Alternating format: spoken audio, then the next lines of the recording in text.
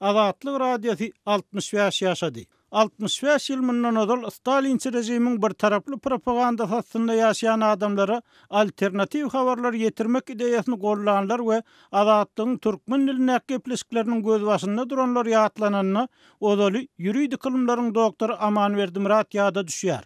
Ol 1952-nji ýylyň 15-nji dekabryny Azatlyk radiosynyň Türkistan redaksiýasynyň müdürligine bellenýär. Türkmenistanyny doglan we bilim alan soňra Hitlerçi Germaniýa bilen uruşda Nemes goşunlaryna ýetir düşen Amanaga öz ykgallaşlary Murat Täsmirat, Allamrat Halmrat da bilen azatlygyň türkmen gullugynyň esasyny goýýar. Azatlygyň berýän gepleşikleriniň uzakdaky Türkmenistanyň nähili ýaňsalanlygyny, kommunist ýolbaşçylaryň olaryň halka ýetirýän maglumatlaryndan nähili biňjalik bolanlyklaryny görmek üçin 1980-nji ýyllaryň türkmen gazetlerine göz aýlamak kem ýeterlik. Şol wagt olar ýyle ýetirýän senzurasyz maglumatlar üçin döwlet elçiligine häkimetde otda dönükler, haýynlar hökmüne näletlenýärdi. Emma soň 1991-nji ýylda esser dargap Türkmenistan garaşsyz ýurt bolanyny azatlygyň veteran jurnalistlarynyň türkmen halkynyň azat ýaşamak üçin eden tagallalary belli bir derejede akrar edildi. Olary ýurda barmagy ýol açyldy. Şonuň bilen birlikde Türkmenistanyň ilkinji prezidenti Sapar Murat Niýazow Azatlyk radiosyna interwýu berdi.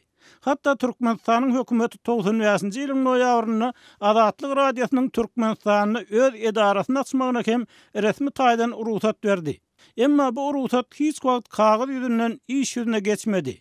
Uzak ýyllar Azatlygyň Aşgabatdaky habarçysy bolan Sapar Murat öwüz berdi we käbir beýleki jurnalistler söz, pikir aýtmak hukuklaryny ulananlyklar üçin ýyzarlanmalar derarly ýurdy terk etmäge mejbur boldy.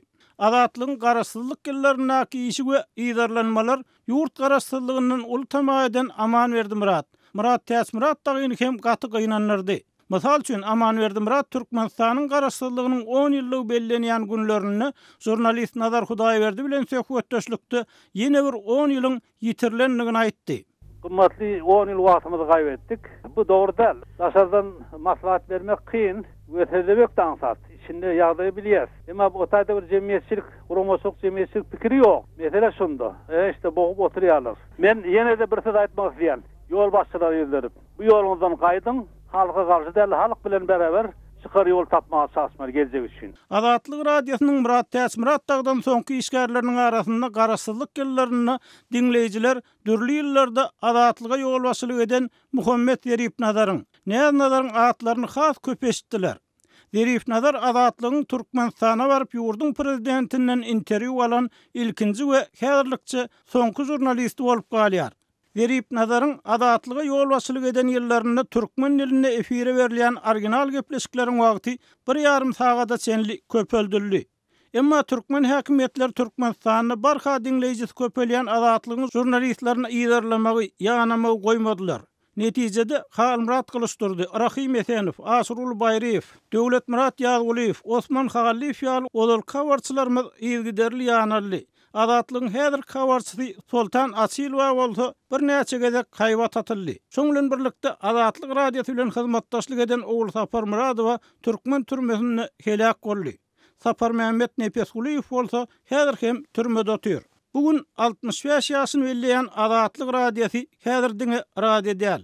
Eýsem ýurt içinde düşürilen fotosurat sergileri, video reportajlary, internet sahypasynda çap edilen makalary, ses ýazgylary bilen hem günni dünýäniň dürli ýurtlaryna ýaşaýan we türkmen diline, rus diline, türkmen habarlar bilen gazaklanýan 100 miňlerçe adama baryp ýetýär. Bellemeli yer radiyanyň iş gerimini inni 65 ýyl öňki ýagdaý bilen diýmäliň, 10 ýyl mundan öňki ýagdaý bilen hem deňeşdirmek asla mümkin näl. Dinleýijilerimiziň ýeriniň sözü bilen aýtsak, ol garaşsyz türkmen döwletinde bolup geçýän zatlaryň aýnasy we sene ýazgıçysy bolup durýar.